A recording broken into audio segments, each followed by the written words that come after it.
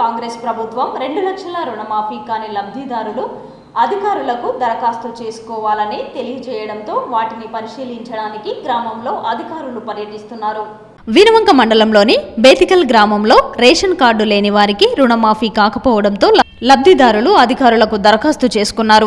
దీనితో స్పందించిన అధికారులు గ్రామాలలో తిరుగుతూ రేషన్ కార్డు లేని వారి వివరాలు నమోదు చేసుకోవడంతో పాటు క్రాప్ లోన్ రాకపోవడానికి గల కారణాలను గుర్తించి ఆరా తీస్తున్నారు. రేషన్ కార్డు లేని వారి వివరాలు ఆన్లైన్లో నమోదు చేస్తూ రుణమాఫీ కాని లబ్ధిదారులందరికీ త్వరలోనే మాఫీ జరిగేలా చర్యలు తీసుకుంటామని అధికారులు లబ్ధిదారులకు తెలిపారు. ఈ సందర్భంగా అగ్రికల్చర్ ఆఫీసర్ గణేష్ మాట్లాడుతూ రుణమాఫీ కాని రైతులకు రేషన్ కార్డు లేనట్లయితే ఫ్యామిలీ మెంబర్ సర్టిఫికెట్ ఆధారంగా ఆధార్ కార్డులన్నింటినీ నెంబర్లను నమోదు చేసుకొని వాటిని ఉన్నతాధికారులకు పంపించడం జరుగుతుందని పేర్కొన్నారు.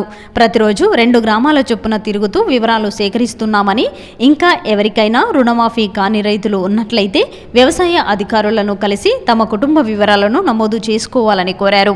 సంవత్సరం జరుగుతున్న రుణమాఫీ ప్రక్రియలో భాగంగా రేషన్ కార్డు లేని రైతులకి ఫ్యామిలీ గ్రూపింగ్ చేయడానికని మాకు గవర్నమెంట్ చేయమని చెప్పడం జరిగింది. ఇందులో భాగంగా మేము రోజు 2 నుంచి 3 గ్రామాలలో మేము తిరుగుతూ ఈ రేషన్ కార్డు లేని రైతులది ఫ్యామిలీ గ్రూపింగ్ ప్రక్రియను మేము చేపట్టడం జరిగింది. అందులో భాగంగా ఈరోజు బేతికల్ గ్రామంలో చేస్తున్నాము.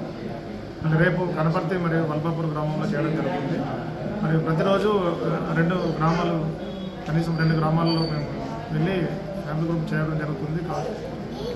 కావున రైతులందరూ వాళ్ళ గ్రామానికి చేసే ముందు రోజుగా మేము గ్రామ కార్యదర్శి ద్వారా టామ్ చేయించేసి మేము తెలియపరచడం జరుగుతుంది. కావున రైతులు వాళ్ళ గ్రామంలో మేము వచ్చిన రోజు వాళ్ళ రైతు మరియు కుటుంబ సభ్యుల ఆధార్ కార్డులు అన్నీ తీసుకొని అప్లికేషన్ రాసిన తర్వాత మీరు అక్కడ గ్రామ పంచాయతీలో అందుబాటులో ఉండగలరని తెలియజేయడం జరిగింది.